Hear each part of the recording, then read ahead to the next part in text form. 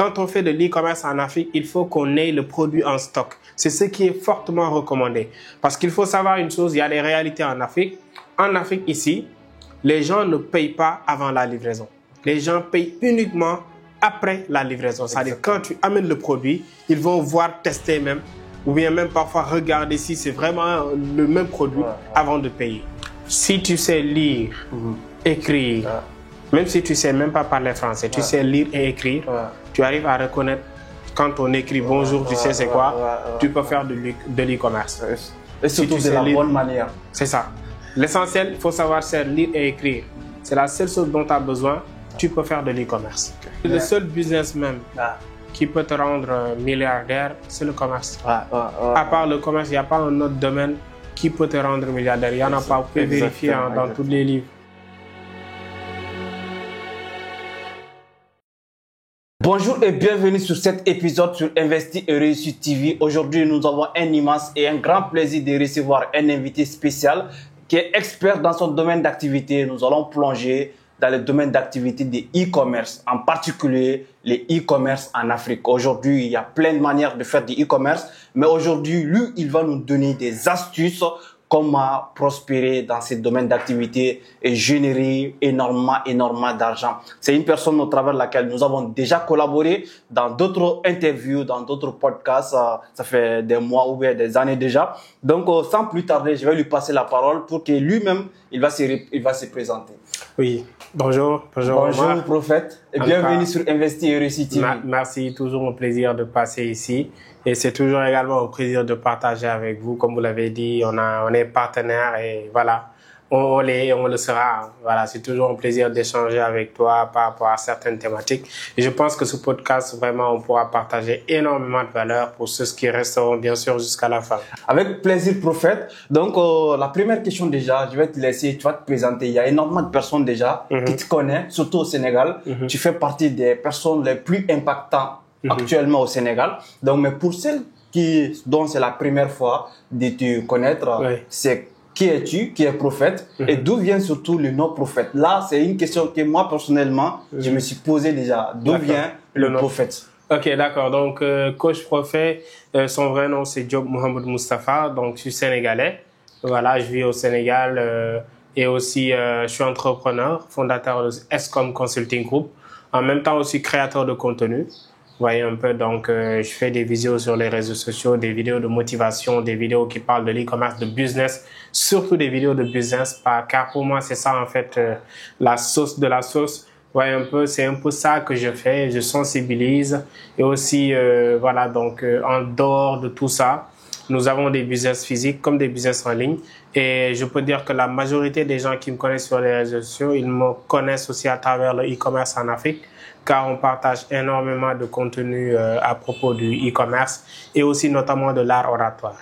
Mais je peux dire que Coach Prophète, c'est juste un entrepreneur, un apprenti aussi. Exactement. Tu es aussi l'auteur d'un livre qui s'appelle Même ce que l'école nous apprend pas. Donc, la fois dernière, on a beaucoup discuté sur ça que je pourrais mettre le lien de la vidéo. Donc, aujourd'hui, nous allons vraiment plonger dans les domaines de e-commerce. Surtout moi, personnellement, on a eu l'occasion de discuter déjà là-dessus. J'ai des amis, j'ai eu des amis depuis la première fois que je débutais dans les business en ligne, donc qui évoluaient dans les domaines du e-commerce. Il y a d'autres personnes aussi qui m'ont inspiré à travers le monde, qui évoluent dans les domaines de dropshipping, notamment par exemple Yomi Denzel. Mais aujourd'hui, il y a dropshipping, il y a e-commerce, il y a Alibaba. Mais aujourd'hui, la première question, donc, est-ce que tu peux nous donner la différence entre les dropshipping et les e-commerce de façon générale? D'accord. Donc, il y a une différence parce que le dropshipping, je peux dire que pour le moment, c'est pas le dropshipping, à vrai dire, le vrai dropshipping, c'est pas encore adapté en Afrique. C'est quelque chose qui marche beaucoup plus en Europe, en Asie, en Amérique. Parce que là-bas, tu as la possibilité de connecter les fournisseurs et aussi les acheteurs, tes clients. C'est-à-dire, le client, il fait une commande, voyez un peu, c'est le fournisseur chinois qui est en Chine, par exemple, qui prépare la commande, qui fait la livraison. Donc, toi, en tant que dropshipper, t'as pas à amener le stock chez toi ou bien le garder. Tu vas juste connecter en fait les clients et les fournisseurs. Et après la vente, tu as tes commissions directement. Donc, tu n'as pas besoin de toucher au produit. Tu n'as même pas besoin de savoir à quoi ressemble le produit. Donc, c'est automatisé. Et en Europe, eux, ils sont prêts à payer à l'avance avant de recevoir le produit. Et pour faire du dropshipping, il faut que le client paye d'abord à l'avance, passe une commande, afin que, en fait, le fournisseur puisse préparer la commande et livrer. Et toi, le dropshipper, tu es l'intermédiaire. En fait, tu vas recevoir l'argent, tes commissions, bien sûr, sans pour autant toucher au produit, sans gérer la livraison. Alors, si on parle aujourd'hui de l'e-commerce, vous voyez un peu, donc en Afrique, par exemple, donc c'est un peu différent. Quand on fait de l'e-commerce en Afrique, il faut qu'on ait le produit en stock. C'est ce qui est fortement recommandé. Parce qu'il faut savoir une chose, il y a des réalités en Afrique. En Afrique, ici, les gens ne payent pas avant la livraison. Les gens payent uniquement après la livraison. C'est-à-dire, quand tu amènes le produit, ils vont voir, tester même, ou bien même parfois regarder si c'est vraiment le même produit avant de payer. Tout simplement parce que les réalités sont différentes. Ici, bon, parfois, il y a pas mal d'arnaques sur les réseaux. Raison pour laquelle, en Afrique, on n'est pas encore habitué aux paiements digitaux, paiements avant livraison. Donc, si c'est en Europe, les Européens, ils sont habitués à payer et attendre une semaine, 2-3 jours ou bien même un mois avant de recevoir leur colis. Ils sont adaptés à ça. Mais ici, c'est pas le cas. Donc, du coup, ici, quand tu fais de l'e-commerce en Afrique, il faut que tu cherches commander sur Alibaba. Tu achètes tes produits et le plus important, c'est de savoir quel type de produit acheter. Et ça, on va en revenir. C'est pas seulement le fait de voir un produit qui te plaît, d'acheter, non. Tu achètes un produit qui règle vraiment un problème et tout. Tu commandes ton produit. Une fois que ton produit arrive, tu as le stock. Et là, tu lances tes publicités. Tu gères en fait tes commandes. Quand le client il commande, tu l'appelles. Allô, monsieur, on a reçu ta commande. Voilà. Et vous aurez la livraison. Vous avez un livreur à côté qui gère vos livraisons. À la fin de la journée, tu fais ton décompte et tout. Tu gères ton business au calme. Donc, c'est ce qui marche parce qu'ici, les gens ne payent pas avant la livraison.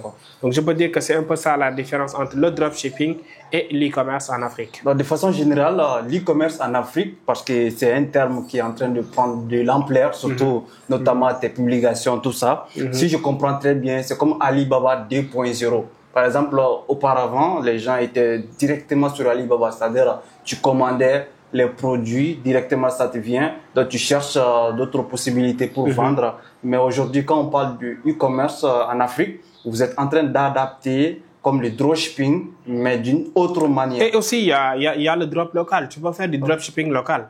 C'est-à-dire, tu as un fournisseur à côté de chez toi ou bien au marché, quelqu'un que tu connais qui a des produits en stock. Donc, toi, tu n'as pas les produits, mais tu as Internet, tu as ton téléphone. Donc, tu vas créer ta boutique Shopify, tu vas lancer tes publicités et une fois que tu as des clients, tu appelles ton fournisseur, tu lui donnes le numéro du client, il gère la livraison et toi, tu as tes commissions. Mais ça, le seul barrage, c'est que souvent, ces fournisseurs locaux-là, ils te vendent à des prix chers. Donc, du coup, tu ne peux pas te faire énormément de bénéfices. Tu vois un peu. C'est la raison pour laquelle, quand tu fais de l'e-commerce en Afrique, on te conseille d'acheter sur Alibaba. Parce que là-bas, tu vas acheter avec des prix vraiment, voilà, de rien du tout. Et il faut savoir que Alibaba, c'est pas en fait un site pour vendre. C'est uniquement pour nous, par exemple, qui sommes en Afrique. C'est uniquement pour acheter des produits. Donc, quand tu achètes le produit, après, ce qui reste, c'est le plus important, c'est de pouvoir écouler ces produits-là. Et pour cela, il faut des campagnes publicitaires, par exemple. Pour cela, il faudra faire de la création de contenu. Exactement, on va revenir là-dessus, on va rentrer dans les au plus profond de la chose. Mais on va revenir un peu en arrière. Il y a plein de personnes qui se posent la question, par exemple, comment tu as découvert le e-commerce en Afrique et quels sont les critères, par exemple, parce qu'aujourd'hui, il y a énormément de types de business en ligne qui existent notamment. Par exemple, aujourd'hui, moi, je suis trader professionnel. J'interviens sur le marché du Forex, sur le marché des cryptos, sur le marché des indices boursiers, de façon générale, sur les marchés financiers. Mais au travers de laquelle aussi, j'ai des amis comme toi, par exemple, qui sont à fond sur le e-commerce.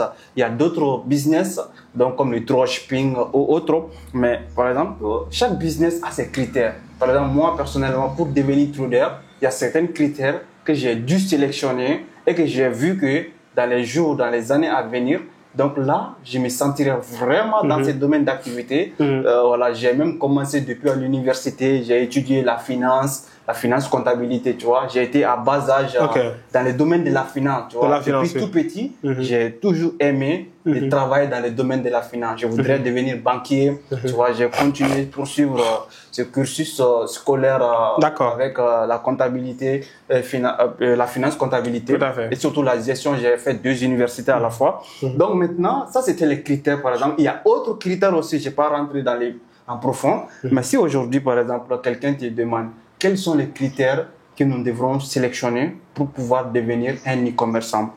Comme tu étais l'animateur de la conférence du Karamo, il a pris un exemple sur un jeune. Le jeune, il était quoi? Par exemple, il a pris le coaching avec lui. C'était un jeune qui, à chaque fois qu'il attendait un nouveau business, il va aller tenter ça. Si aujourd'hui, par exemple, il attend e-commerce, il va venir faire un mois. Après, il laisse. Il va recommencer autre chose, Il va faire un mois. C'est des gens qui ne savent pas ce qu'ils veulent pas. Ils passent partout. Alors que vraiment, tu dois, pour pouvoir lancer dans un domaine d'activité, il faut avoir des critères, surtout qui correspondent à ta personnalité. Donc, toi, personnellement, aujourd'hui, quelles ont été les plus grandes motivations, par exemple, qui t'ont, poussé à entreprendre dans le domaine de e-commerce et surtout en particulier les e-commerce en Afrique. D'accord. Donc déjà, il faut savoir que moi, j'ai fait des études de commerce. J'ai une licence en commerce international. Donc déjà, c'est mon domaine. Donc je suis légitime de faire du e-commerce parce que je comprends les méthodes d'achat à l'international, le transit.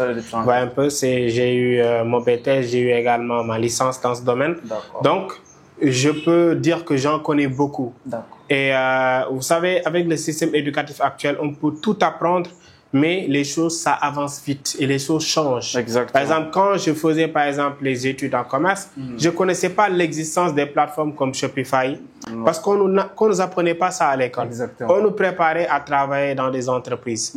Et c'est après avoir eu ma licence que je me suis lancé dans l'entrepreneuriat physique. Après aussi en ligne, j'ai commencé à vendre en ligne. Je connaissais pas encore concrètement le e-commerce 2.0 et j'ai découvert le e-commerce il y a 3 ans. J'ai découvert carrément le système. Je connaissais d'abord c'est quoi le e-commerce, mais le système en fait actuel que j'utilise avec mes étudiants, c'est il y a 3 ans que je l'ai découvert. Et quand j'ai découvert le système, je me suis formé, j'ai payé des formations auprès de 1, 2, 3 coachs où je me suis formé. J'ai été déçu sur certaines formations, j'ai pris d'autres formations jusqu'à trouver la méthode secrète. Et ensuite, j'ai pris 1 an à pratiquer la chose. Un peu pour avoir de l'expérience et comprendre les tenants et les aboutissants.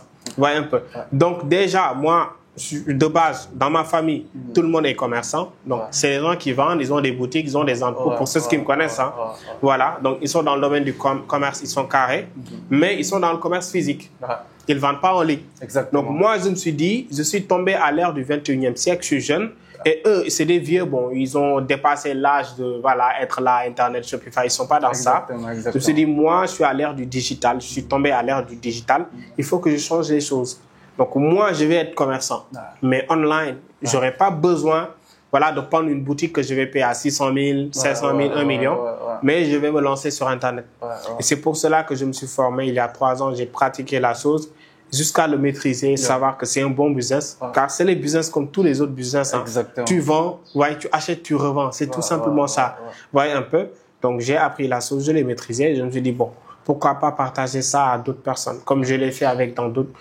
J'ai des centaines de milliers d'abonnés sur les réseaux sociaux, donc j'ai impacté pas mal de jeunes. Je me suis dit si je partage cette opportunité à certains jeunes qui chôment, qui font rien, peut-être ça pourra changer quelque chose. Et je peux dire qu'alhamdoulilah, ça a changé la vie de beaucoup de jeunes que j'ai accompagnés. Juste entre parenthèses, est-ce qu'il faut-il faire des études poussées pour réussir dans le domaine de e-commerce, surtout en business en ligne, vu que on a tous les deux parlé des études, c'est important, tu vois, mais c'est pas, pour moi personnellement, c'est pas forcé, surtout avec nos différents programmes. C'est pourquoi il y a les programmes de formation, de coaching, d'accompagnement dans tous les domaines d'activité où tu veux évoluer. Tu veux être le meilleur podcasteur, tu veux être le meilleur trader, tu veux être le meilleur e-commerçant, le meilleur crypto-investisseur, le meilleur investisseur dans le domaine de l'immobilier. Donc, il y a toujours des personnes qui sont là pour t'accompagner, pour te coacher à réussir dans ces domaines d'activité. Mais est-ce qu'il faut vraiment faire des études universitaires pour réussir dans ces domaines d'activité aujourd'hui? Si tu sais lire, écrire, même si tu sais même pas parler français, tu sais lire et écrire, tu arrives à reconnaître quand on écrit bonjour, tu sais c'est quoi, tu peux faire de l'e-commerce. Et surtout de la bonne manière. C'est ça. L'essentiel, il faut savoir lire et écrire. C'est la seule chose dont tu as besoin, tu peux faire de l'e-commerce. C'est la seule chose dont tu as besoin, lire et écrire. Donc, tu n'as pas besoin d'avoir un doctorat, une licence, le baccalauréat. C'est-à-dire, on est au 21e siècle. Beaucoup de choses aujourd'hui, ça ne demande pas en fait des diplômes. Ça demande du savoir-faire, en fait. Tu maîtrises les choses. C'est A plus B, tu fais ça, tu fais ça, tu fais ça, tu as le résultat, c'est fini. Exactement. Mais il faut qu'on sorte de cet esprit de, voilà, diplomatie, bureaucrate, etc. C'est terminé. Aujourd'hui, tu vois des jeunes à peine 17 ans, ils sont au collège. Hein. D'accord. Ils font des chiffres énormes. D'accord. J'ai même fait une vidéo sur ça où j'ai accompagné un jeune de 17 ans qui fait un chiffre énorme et il a 17 ans. On va revenir dessus parce que moi-même, j'ai eu l'occasion, on a discuté, tu m'as montré les chiffres de certaines de ces étudiants. Donc moi, personnellement, pourquoi aujourd'hui les gens vont dire que tu es trader, pourquoi tu fréquentes les e-commerçants, il faut savoir que tous ces business-là, mais le trading, c'est du commerce. Tu vois, c'est du commerce. Mais le trading, c'est ce qu'ils disent. C'est parce qu'ils ne comprennent pas. Le trading, c'est du commerce. Tu vends, tu achètes. Moi, personnellement, j'ai été fasciné tout ce qui est le commerce, tu vois. Bon, ça, c'est une entre parenthèses que je vais dire ici. Quand j'étais petit, j'ai grandi avec mon grand-père. Et chaque fois, si je venais, par exemple, avec des bonnes notes, il était toujours fier de moi. Mais il me disait toujours, Omar, pour que tu réussisses dans notre famille, toutes les personnes qui ont réussi sont des commerçants. Donc, il va falloir à un certain moment donné, malgré tous les chiffres que tu fais, que tu débites le commerce. Et c'est en évoluant que, voilà, en rentrant dans les domaines du e-commerce et surtout après avoir devenu trader professionnel, que je me suis dit, wow, mon grand-père, il avait raison. C'est ça, c'est ça. Ça dit le seul business même qui peut te rendre milliardaire, c'est le commerce. À part le commerce, il n'y a pas un autre domaine qui peut te rendre milliardaire. Il n'y en a pas, vous pouvez vérifier dans tous les livres. Donc, prophète, en parlant de tout ça maintenant, voilà, des produits, tu as parlé des produits, tu as dit que voilà, tu ne vas pas te lever un matin pour prendre. Parce qu'avec moi, personnellement, mon expérience, à un certain moment donné, j'avais commencé le business de Alibaba vers 2020 comme ça. Bon, l'un de mes premiers investissements surtout, parce qu'il faut savoir toujours se diversifier. Ça a été l'un de mes mindsets au début. Donc, lorsque j'ai connu ça, qu'est-ce que j'ai fait? Je me suis formé directement, une petite formation. J'ai commandé les micros, tu vois, les micro-cravates pour vendre. Mais l'erreur était quoi? Dans mon entourage, je connaissais personne qui avait besoin de ces micros-là. Donc, après avoir prendre les micros, ça a été 10 fois plus dur maintenant de vendre ces micros-là. Pourquoi? Parce que ce sont les créateurs de contenu qui en ont besoin. Alors que moi, j'avais pas les méthodes, les stratégies pour aller toucher ces personnes-là. Donc, ça a été plus compliqué. Surtout, j'ai fini par vendre mes produits à 50% en perçant. Donc, pour éviter ce genre de choses, quelles sont les méthodes pour choisir les produits gagnants? C'est 90% des personnes intervenant sur ces marchés se posent là cette question. Quelles sont les techniques? Oui, il y a plusieurs techniques. Je vais donner juste quelques techniques. Déjà, si tu me regardes après cette vidéo, va sur TikTok. Dans la barre de recherche de TikTok, tu écris TikTok Made Me Buy It. TikTok, T-I-K-T-O-C, Made, M-A-D-E, Me, M-E, Buy, B-U-Y, It, I-T. TikTok Made Me Buy It. Tape ça dans la barre de recherche. Tu verras plein de produits winners. TikTok Made Me Buy It 2025. Tu mets 2025 à la fin. Ça va te donner des centaines de produits qui sont vraiment intéressants et qui ne sont pas vraiment encore disponibles en Afrique. Ça, c'est des astuces, hein? C'est des astuces. Et c'est des produits. Pour pouvoir rechercher ces produits-là sur Alibaba, tu vas juste faire une capture d'écran du produit. Tu vas dans Alibaba. Dans la barre de recherche, à côté, il y a un logo sous forme de photo. Tu cliques sur ce logo, tu importes la photo que tu as capturée et il va te montrer les produits et les fournisseurs qui les vendent. Et tu vas voir que c'est des produits qui coûtent absolument rien du tout, que tu peux commander en moins de 10 minutes et pouvoir recevoir ton produit après 15 jours par vol ou bien 3 jours par vol ou bien 2 mois par bateau. C'est si simple que bonjour. Et ça, c'est juste l'une des techniques qui vous permettent de pouvoir trouver des produits gagnants.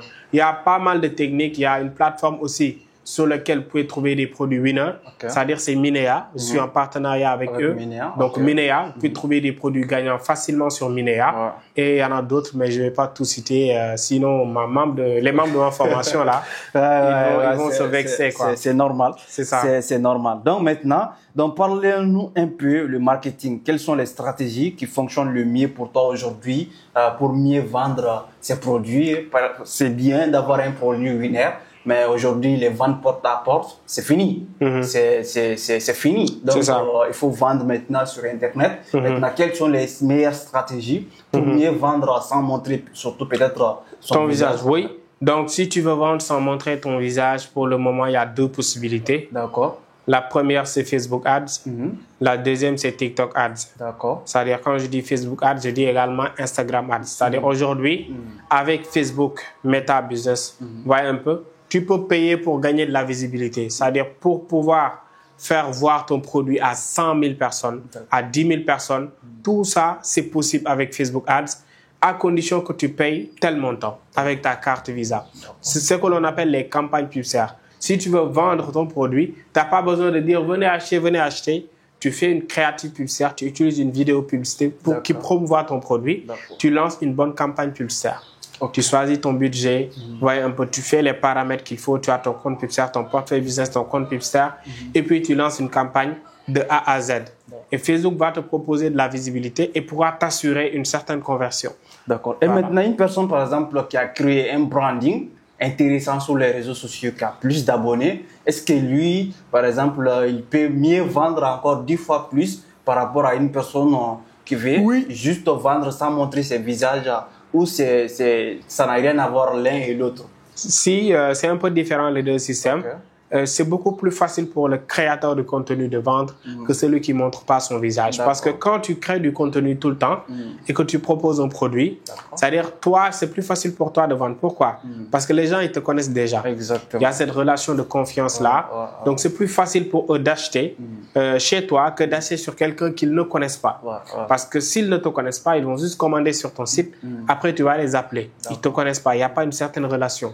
Mais quand il y a une certaine relation, par exemple, tu as l'habitude de me voir, parfois je viens dans les commentaires, je réponds, c'est-à-dire tu vas même te sentir un peu redevable. D'accord. Quand je lance un produit, tu vas acheter pas parce que tu en as besoin, mais juste pour dire merci quoi, et pour avoir mon contact. D'accord. Et cette méthode, par exemple, de pouvoir collaborer avec les influenceurs, est-ce que c'est une stratégie de vente aussi? Par exemple, moi, j'ai des produits gagnants qui cartonnent. Non seulement j'utilise Facebook Ads, TikTok Ads, etc., mais aussi j'utilise les influenceuses ou les influenceurs pour mieux vendre. Est-ce que c'est une technique de vente? Ça marche très bien parce que les gens ont un peu le complexe.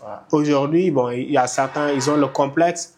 Parfois, ils portent, par exemple, un habit, ils te disent, bon, ça, c'est le modèle de Rihanna, c'est le modèle de Nicki Minaj, tu vois un peu. C'est ce complexe-là que l'on a des hommes célèbres.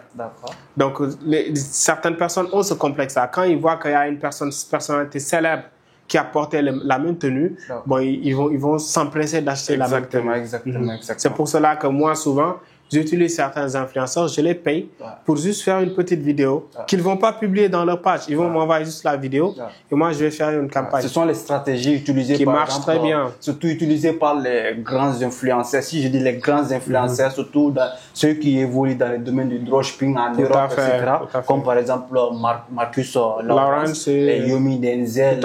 Il y a Jonathan et comme aussi toutes ces personnes-là en Occident. Donc, ce sont les stratégies qu'ils communiquent. Et je t'ai vu aussi partager ces genres d'astuces et surtout, j'ai vu que ça marche bien. Donc maintenant, en parlant du chiffre, on va parler un peu du chiffre. Donc, par exemple, tu vas rencontrer un e-commerçant, il va te dire, j'ai fait par exemple 200 000 francs CFA ou bien 200 000 euros. Généralement, les personnes à qui j'ai interaction, ce sont des personnes qui me parlent d'euros. J'ai fait 5 000 euros, j'ai fait 10 000 euros, j'ai fait 150 000 euros, je sais pas. Est-ce que ce sont les chiffres d'affaires ou bien ce sont les bénéfices à travers lesquels on communique là-dessus? C'est important, j'ai même fait une vidéo sur ça. Il faut savoir qu'il y a une différence entre bénéfices et chiffre d'affaires. D'accord. Ouais, un peu quand tu fais de l'e-commerce, souvent, ce que vous voyez sur les tableaux de bord, c'est pas du bénéfice net, non. C'est le chiffre d'affaires. C'est-à-dire en fait, si tu as réalisé par exemple 2 millions, sur les 2 millions, il faut soustraire en fait, par exemple, le prix de revient du produit. Je sais pas si c'est comme ça, je peux l'appeler. C'est-à-dire si tu as acheté le produit sur Alibaba, tu l'as acheté par exemple à 5 000. Tu as payé le transport à 1 000 francs par exemple pour le produit. Si ça passe par bateau parfois ou bien peut-être par avion, ça dépend. Si tu l'as acheté à 5 000, tu as payé 1 000 francs pour le transport. Ça te coûte combien le produit? 6 000. Donc, tu as dépensé 6 000 pour faire venir le produit jusqu'à ton pays. Ensuite aussi, quand tu livres le produit, il y a la livraison. Voyez un peu. Donc, la livraison, c'est 2 000 d'habitude. 2 000 plus 6 000, ça fait combien? 8 000. Donc, ça, c'est le coût total. En fait, le produit, ce que ça t'a coûté totalement, c'est 8 000. Donc, pour pouvoir être rentable, tu vas en fait vendre le produit, par exemple, à 16 000, par exemple, à 2 fois le prix. Il y a d'autres qui vendent 3 fois le prix. Hein. Ça arrive. Si le produit...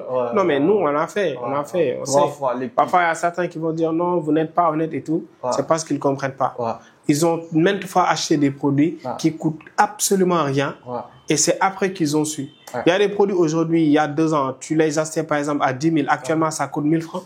Exactement. Actuellement, ça coûte 1 000 francs. Et il y a 2 ans, ou bien 1 an même, ça a coûté 10 000 ou 15 000. Vous voyez un peu.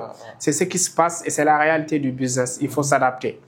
Donc, le produit te coûte 8 000, tu vends à 16 000. Tu fais un bénéfice de combien? 8 000.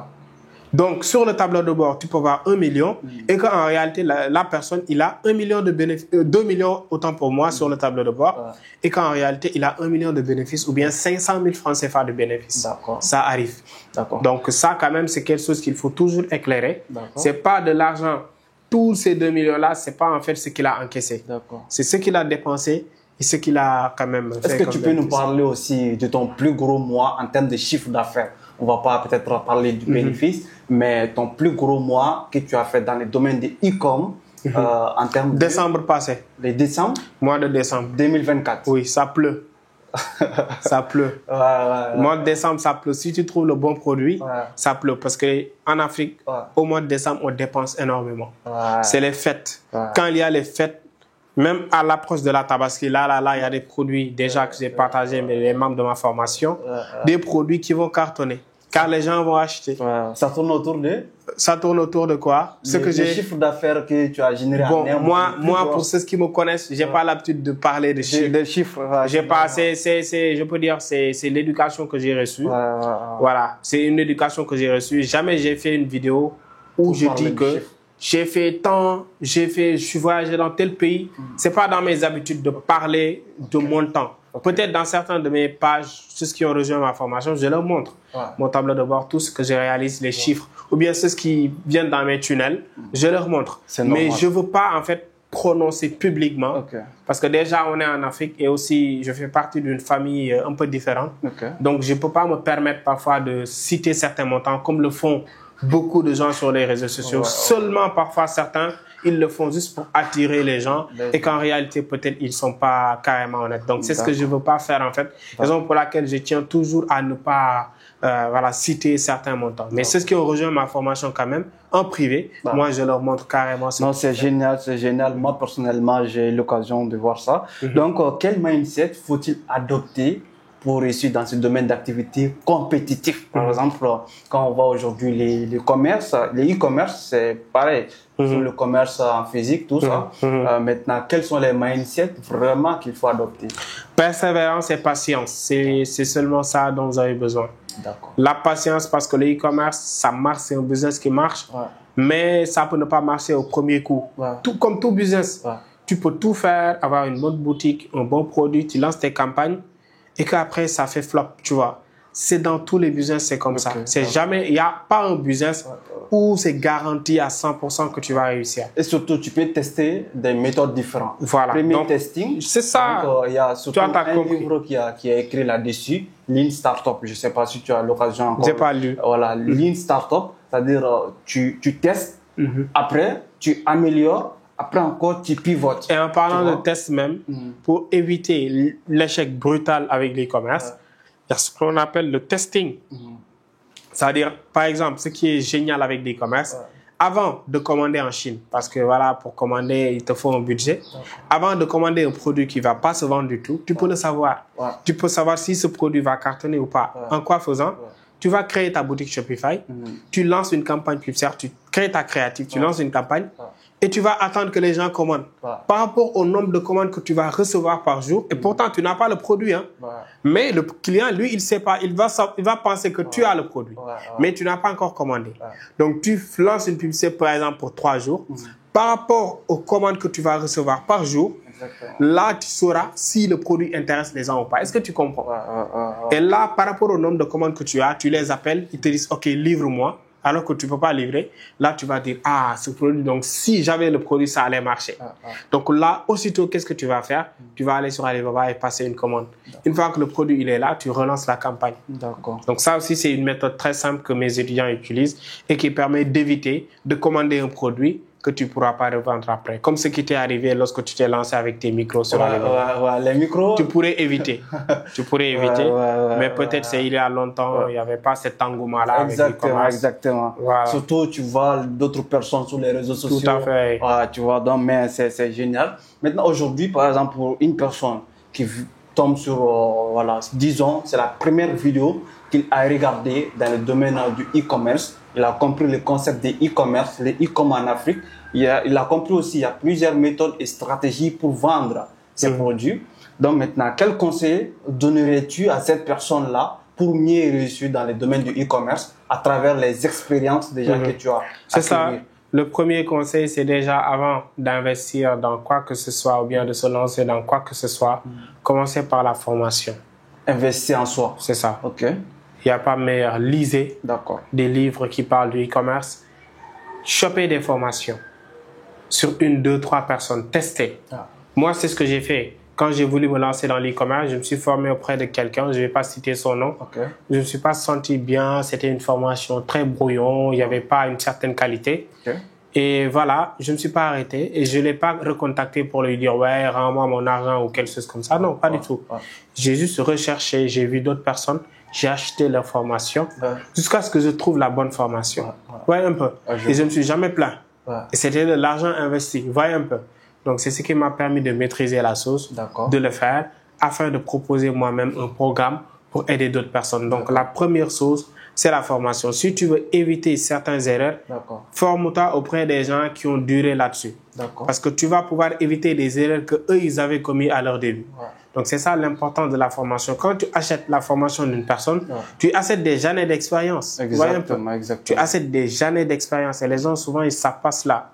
Donc, c'est le conseil ultime que je lui donne. C'est de commencer à lire, à fréquenter les gens qui sont dans le domaine, à se former également. Et n'hésitez surtout pas à vous former. Exactement. Comme notre l'un de mes mentors, c'est Warren Buffett. Warren Buffett, dans le domaine de l'investissement, m'a toujours inspiré. Mais qu'est-ce qu'il a dit lorsqu'on lui a demandé quel est le plus gros investissement de tous les temps qu'il a effectué? Les gens ont pensé que les investissements qu'ils ont fait sur Coca-Cola ou bien sur d'autres entreprises comme Apple, qu'il allait citer. Mais qu'est-ce qu'il a répondu? Il a répondu le meilleur investissement que lui personnellement il a fait et qui est le meilleur investissement de tous les temps a été d'investir en lui-même.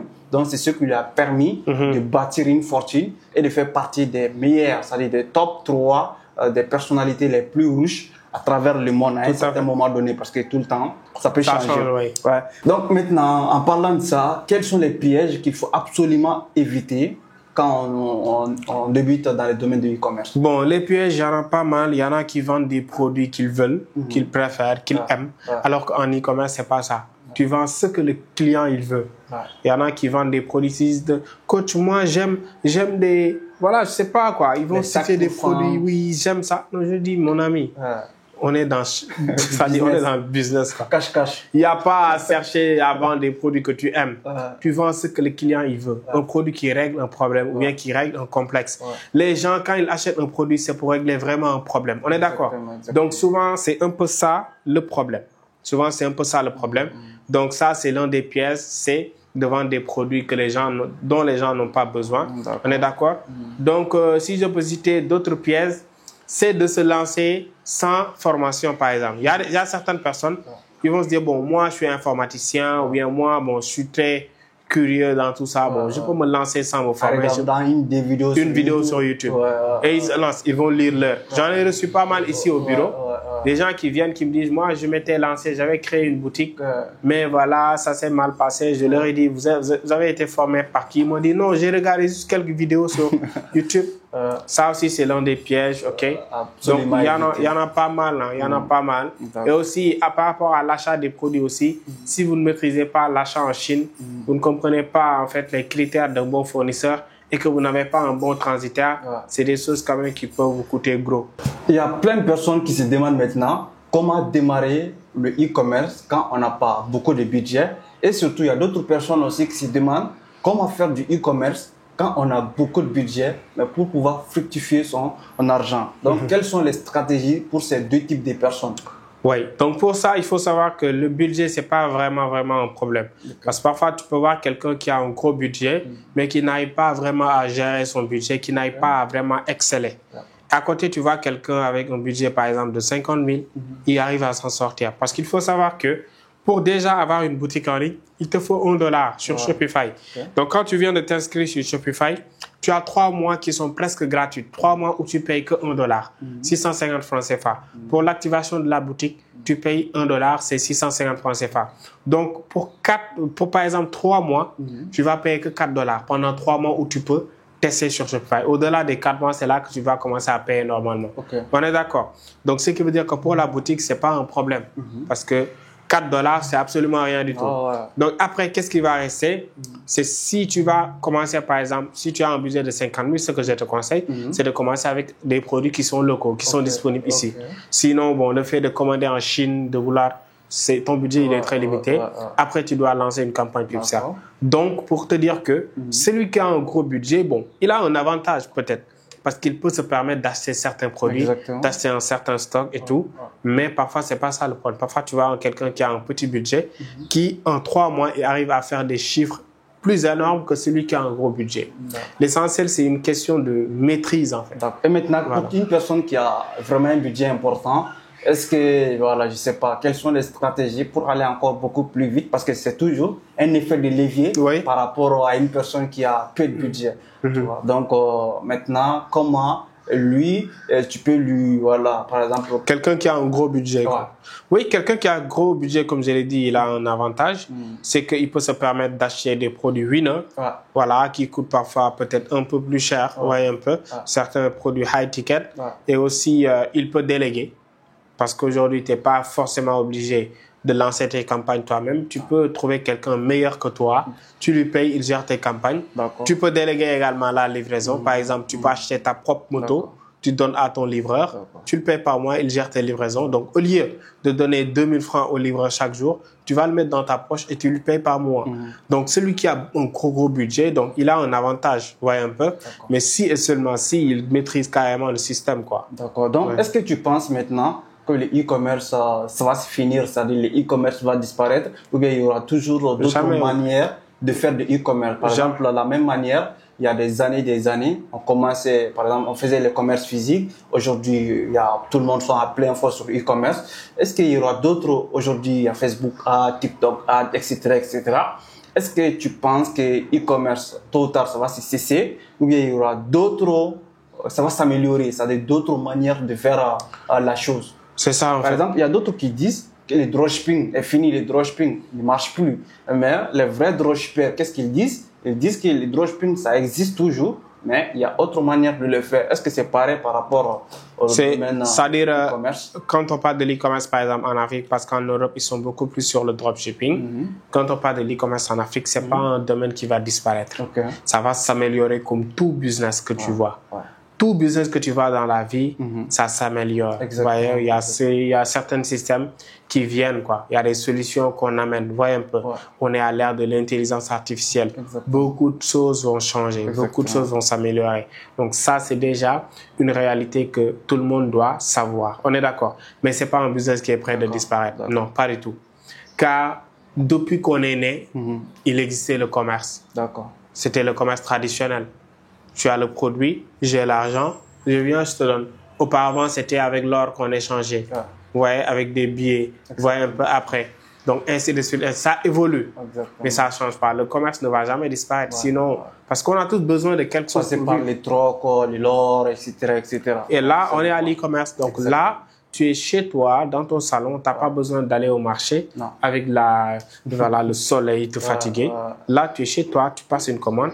Le livreur, il vient devant chez toi, il te donne le produit. Exactement. Aujourd'hui, les habitudes d'achat ont changé. Quand j'ai besoin de quelque chose aujourd'hui, je ne vais pas sortir, me balader sans savoir où je vais. Je vais aller sur par exemple, Facebook Marketplace ou bien peut-être sur certains sites internet et passer une commande facilement.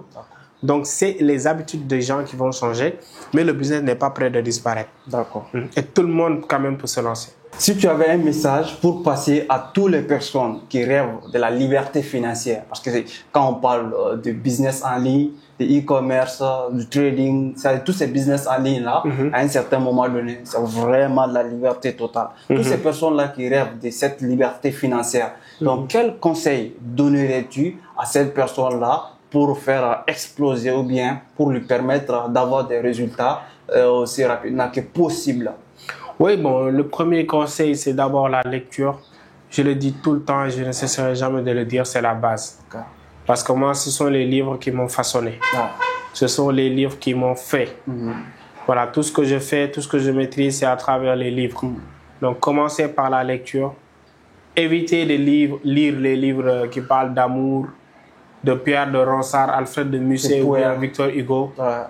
Eux, ils ont rien à foutre, en fait, de vous. Voyez un peu. Lisez des livres, voilà, qui parlent de business, qui parlent de mindset, qui parlent même de religion. Qui parlent de l'argent. Voilà, qui parlent de l'argent. Lisez des livres qui vont vous apporter quelque chose de nouveau. Pas des livres qui vont tout simplement vous divertir, vous faire rêver. Voyez un peu, on a dépassé cette étape-là. Imagine quelqu'un qui n'a rien dans les poches. C'est un jeune. Même pour boire du café, du thé, il a besoin de dire à sa maman, donne-moi à acheter du thé. Il va passer une nuit à lire Victor Hugo qui parle de je ne sais pas quoi, les contemplations, de n'importe quoi. Ça t'apporte quoi à part le fait de pouvoir parler ou bien maîtriser la langue de Molière? Ça t'apporte absolument rien de plus à part ça. Alors qu'à côté, financièrement, mais c'est pas bon. Voyez un peu? Donc, le premier conseil, c'est ça, de lire des bouquins qui vont t'apprendre quelque chose. Après aussi, de se former autant de fois possible, de sortir, de changer également son entourage, d'apprendre également à gérer son argent. Car gagner de l'argent, c'est facile. C'est la chose la plus facile. Mais le plus important, là où les gens sont différents, c'est cette capacité à gérer cet argent-là. Il y a une formule qui existe, qui disait, cette formule, il dit quoi? Il dit, il y a 3 types de connaissances qui permettent aux gens d'atteindre le plus haut niveau que possible dont ils veulent. Le premier niveau de connaissance, c'est presque 60%, donc 65%. Donc, ce sont les connaissances qui se trouvent dans les livres, donc qui permettent aux gens d'évoluer, d'aller chercher des grands résultats, d'aller les permettre d'atteindre leurs objectifs. Il y a aussi l'autre connaissance qui est à peu près 30%. 30% des connaissances, c'est vraiment dans les réseautages, dans beaucoup d'autres choses. Et maintenant, les restants des 5%, c'est à l'école. Tout à fait. Donc, on nous donne ces 5%. Donc, si toi, par exemple, tu te limites avec ces 5% et tu veux devenir millionnaire, milliardaire, tu veux faire partie des grandes personnalités à travers le monde, alors que tu détiens seulement 5% de la connaissance du monde, donc là, tu es en train de passer à côté de la plaque. Donc, pour faire partie des grandes personnalités aujourd'hui à travers le monde, il faut vraiment lire ce qu'ils lisent. C'est la base. Donc, faire des formations qu'ils ont fait, c'est la base. Donc, maintenant, en parlant des livres, quels sont les livres en termes de mindset, développement personnel, les 2 livres qui t'ont plus impacté, par exemple, de mindset? Quand on parle du livre, il y a plusieurs catégories de livres. Moi, je donne un certain type de formule aux gens. Par exemple, quand tu lis des livres actuellement dont tu as les problèmes. Par exemple, tu n'as pas beaucoup d'argent et que tu veux gagner de l'argent. Lis des livres qui parlent de comment faire de l'argent, comment, tu vois, les stratégies pour faire de l'argent. Si mentalement, tu n'es pas bien, tu lis des livres qui, tu vois, vont te parler comment avoir une mindset saine, comment faire évoluer ton business. Si productivement, ça veut dire si tu te vois vraiment que tes activités sont là, tu lis des livres qui concernent la productivité. On ne lit pas des livres pour les lire, où j'ai vu telle personne lire un livre, je vais aller aussi lire les mêmes livres, alors que vous n'avez pas les mêmes soucis. Tu vois, aujourd'hui, je ne peux pas rentrer sur Internet, regarder, je ne sais pas, les livres que Elon Musk est en train de lire tout de suite là, et les lire. À un certain moment donné, c'est bien, mais d'un côté, ça ne va pas m'apporter grand chose si on n'a pas les mêmes soucis. Tu vois, peut-être lui, il est en train de partir sur espace X. Donc lui, moi je n'ai rien à voir avec ça pour l'instant. Donc si j'ai lu les mêmes livres, est-ce que ça va m'apporter? Ça va pas t'apporter. Donc pouvez-nous donner juste 2 livres, mentalement, mindset? Deux livres autant pour moi, je donnerai L'effet cumulé de David. C'est un excellent livre qui m'a profondément marqué. Voilà, c'est un livre vraiment profond que je vous invite vraiment à lire. Le deuxième livre, ça parle de finances. Et je pense que ceux qui ont l'habitude de me suivre, j'ai parlé maintes fois de ça. C'est le livre de Ricardo Kanyama. Voilà, donc La chef de ma mère. C'est un excellent livre qui parle de finances. Donc c'est le livre qui m'a appris à gérer mon argent. Pendant très longtemps, j'ai dépensé comme un fou. Mais depuis que je l'ai lu, j'ai appris à commencer à gérer mon argent. Et ça m'a énormément aidé. Et la raison pour laquelle je me dis la seule façon de le remercier, vu que je ne le connais pas, je ne l'ai pas encore rencontré, et c'est dans mes projets de le rencontrer. Donc la meilleure façon de le remercier, c'est de recommander son livre à plusieurs personnes en fait. Et j'ai d'ailleurs fait une vidéo qui a fait plus de 600 000 vues sur ça, et voilà, il y a N personnes qui ont pu acheter le livre. Même nos premières interviews qu'on a fait ensemble, tu en as parlé. Aujourd'hui, pour les personnes qui se disent « Ok, je vais devenir e-commerçant, je vais participer au programme de Coach Prophète », donc où est-ce qu'on peut trouver ta formation, notamment sur les personnes qui sont au Sénégal, qui veulent te retrouver sur place, comment ça se passe et comment faire par exemple, pour participer à tes programmes de formation en e-commerce, en vente, parce que e-commerce et vente, c'est un peu lié. Comment ils font? D'accord. Donc déjà, pour ceux qui veulent rejoindre nos programmes, c'est très simple. Tapez juste mon nom, Coach Prophet, que ça soit sur TikTok, que ça soit sur YouTube, que ça soit sur Facebook. Vous allez voir mes comptes. Et dans chacune de mes comptes, dans la biographie, j'ai mis le lien en fait du programme e-com Leader Africa. Donc c'est un programme qu'on a lancé le week-end passé. Donc ça s'intitule e-com Leader Africa. C'est pour former le maximum de leaders possible dans le domaine de l'e-commerce. Et là déjà, après le lancement, avant le lancement, on avait formé plus de 300 personnes en e-commerce. Mais c'est il y a le week-end passé qu'on a lancé le programme qui est nouveau, qui apporte des mises à jour avec une nouvelle format de formation. Donc ceux qui veulent s'en procurer, après peut-être je vous enverrai le lien que vous mettrez dans la description pour ceux qui veulent rejoindre nos programmes de formation. Avec plaisir. Donc pour finaliser, quel est le dernier mot, le dernier message que tu souhaiterais à ce public qui est en train de nous regarder aujourd'hui, et où est-ce qu'on peut te retrouver avec quel nom sur tes réseaux sociaux? D'accord. Déjà, je vais commencer par la dernière question. Pour me retrouver sur les réseaux sociaux, tapez juste Coach Prophet. Voilà, P-R-O-F-A-I-T, Prophet, pas prophète. Donc, vous tapez ça sur les réseaux sociaux, vous verrez mes comptes. Même sur Google, vous tapez, vous allez voir. Autre chose, je pense que c'était le dernier message. Le dernier message, c'est tout simplement de vous inviter à travailler sur vous avant de travailler pour vous. Voilà, travaillez vraiment sur vous, sur votre mindset, voyez, un peu sur votre branding. Voilà, donc travaillez vraiment sur vous. Posez-vous des questions. Faites-vous accompagner, faites-vous former. Investissez sur des formations, voyagez. C'est le meilleur investissement. Et je pense que Warren Buffett l'a dit, John Maxwell l'avait dit. On peut tout lui enlever, même tous ses habits, tous ses milliards, et qu'on l'amène dans un autre continent, il va redevenir milliardaire. Tout simplement parce qu'il a investi ici avant d'investir sur en fait ce que les gens voient. Le plus important, c'est votre tête. On peut tout vous arracher, vos montres, vos habits, vos maisons, tout. Mais la seule chose qu'on ne peut pas quand même vous arracher, c'est ce qui est dans votre tête. Partout où vous allez l'amener. Mais si vous investissez beaucoup plus sur du matériel que sur votre tête, ce matériel, ça peut prendre feu. Ça peut se détruire du jour au lendemain. Alors, c'est le mindset qui change tout. Donc, c'était Prophète, un grand plaisir de travailler encore une fois de plus avec toi. On est ensemble.